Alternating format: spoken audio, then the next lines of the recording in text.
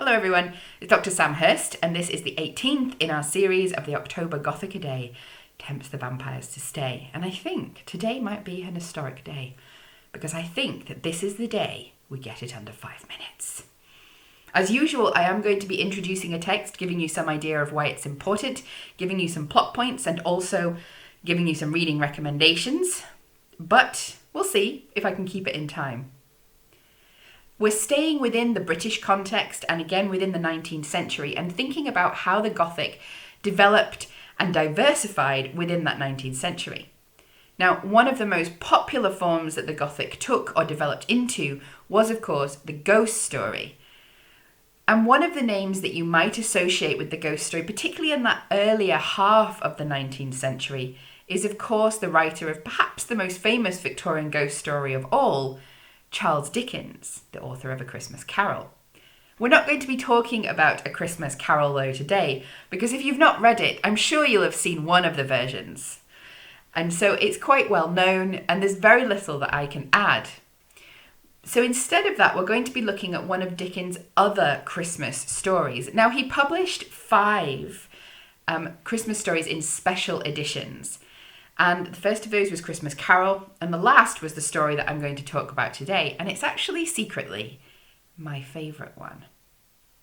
It's The Ghost and the Haunted Man's Bargain from 1848, and I have it in this copy here with the complete ghost stories of Charles Dickens. I also have a couple of copies of the Christmas books together. Now, the story is about a man called Redlaw, who's a chemist and lives on his own. Well, he lives in a house which also has older family servants in it.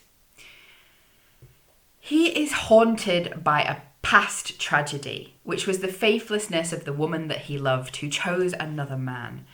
And he's haunted by this memory of betrayal, almost embittered by it to some extent, but it's a bitterness that makes his life bitter rather than making him bitter. And he's haunted by this ghost, although it's not quite a ghost. It's like a sort of dark double of himself. And one year, the double offers a deal. He offers a promise, more like, that Redlaw can forget all of it. He can be free of these haunting memories. And Redlaw takes him up on the offer. But it turns out to have unexpected consequences. With Redlaw losing his memories, he also starts to lose his humanity. And this loss of humanity, this turn towards bitterness, anger and hatred becomes infectious, infecting all those around him, except the ever-virtuous Millie. The story ends well, and it's a moral tale. In that, it's very similar to, of course, A Christmas Carol, heavily didactic, with a very clear and very underlined moral. It also has similar themes focusing on the spirit of Christmas, but also particularly, as in A Christmas Carol, the importance of memory and the way in which these memories can change us, affect us, and even make us. It is, though, for me, one of the creepier of Dickens' supernatural stories, because this loss of humanity, and particularly its infectious nature, is something that feels unstoppable throughout, something that can't be repaired, and something that he has freely given up himself. So I definitely recommend reading it, perhaps enjoy it over the winter holiday.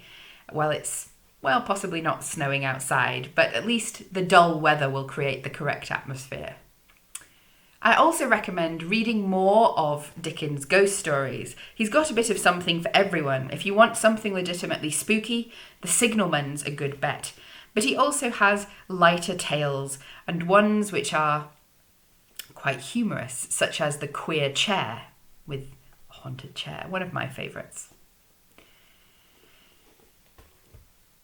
We did it. Under 5 minutes. Yes. Anyway, I hope that you enjoy your Dickens reading and come back tomorrow. We'll be looking at some more ghost stories from the 19th century.